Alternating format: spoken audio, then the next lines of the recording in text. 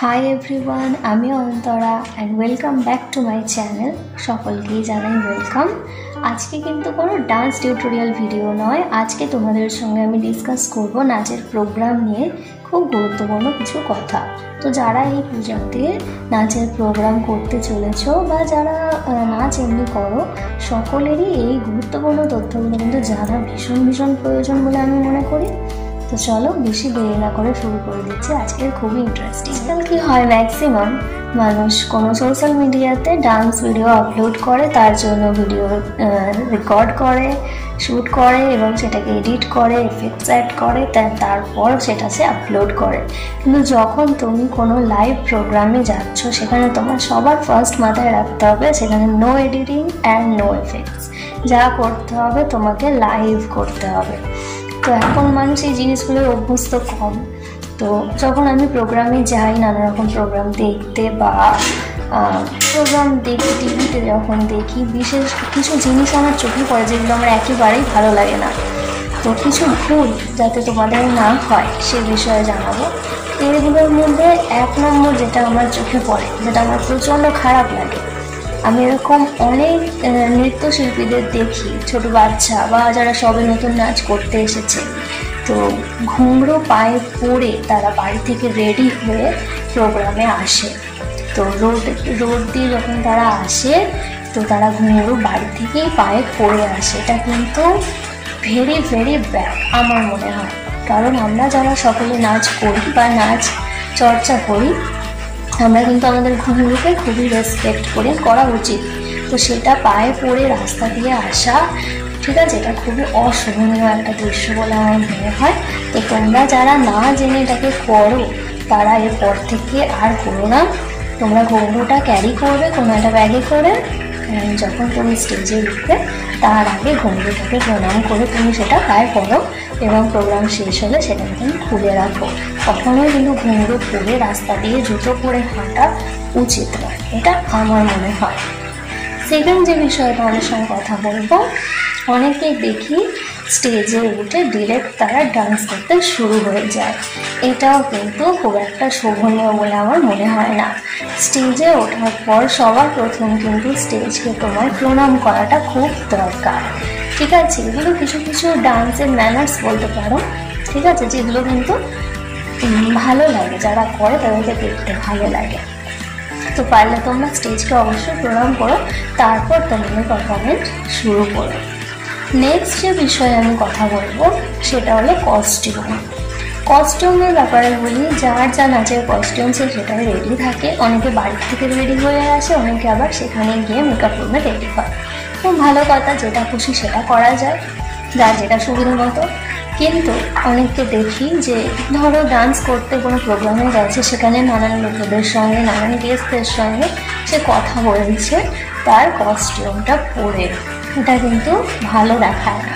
Costume তুমি পরেই থাকো, কিন্তু তার সাথে যখন তুমি কারোর সঙ্গে কথা বলবে বা তুমি এমনি ধরো সেখানে কোথাও বসে রয়েছো, একটা ওড়না বা একটা চাদর, পাতলা চাদর বা স্টুল, তুমি সেটা কিন্তু কাঁধের ওপর এইভাবে কিন্তু জড়িয়ে রাখো।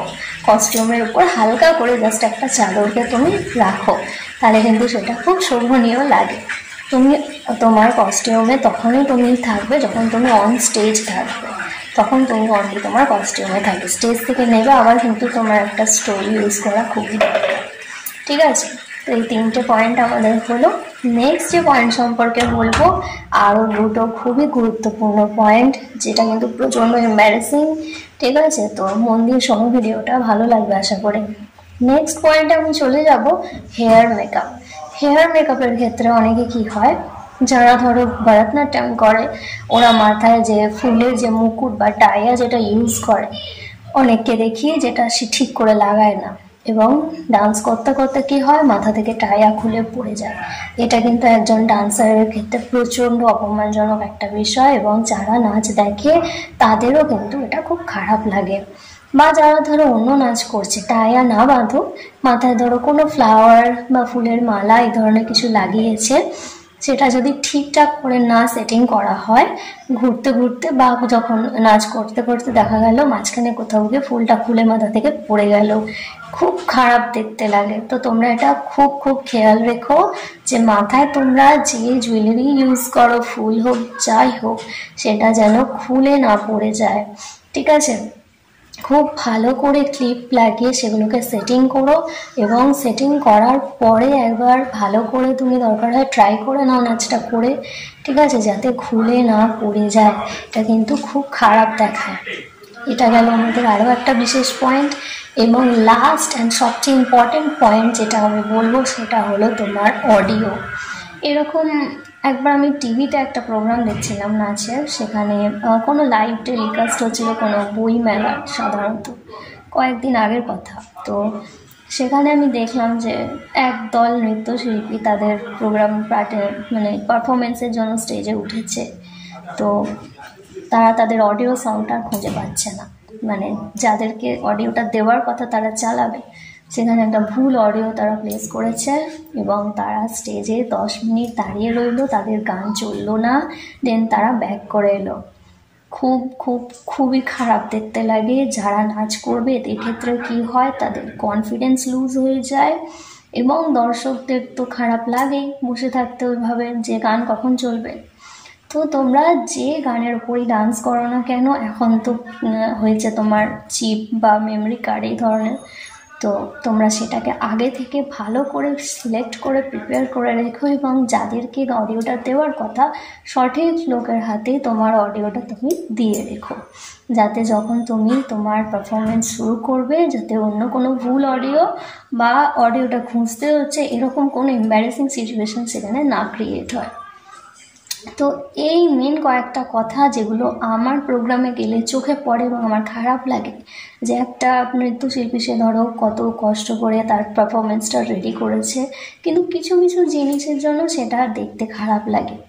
তো তোমরা যারা এই ভিডিওটা দেখছো তারা আশা করবে পর থেকে এই ভুলগুলো রেকটিফাই করবে, এবং তোমাদের বন্ধুবান্ধব থাকলে তাদেরকে এই ভিডিওটা শেয়ার করো, এবং যদি আরও নতুন কোনো ভিডিও তোমাদের পাওয়ার থাকে আমার কাছ থেকে, তাহলে আমায় কমেন্ট করে জানিও। আবার দেখা হবে তোমাদের সাথে নতুন কোনো এক ভিডিওতে।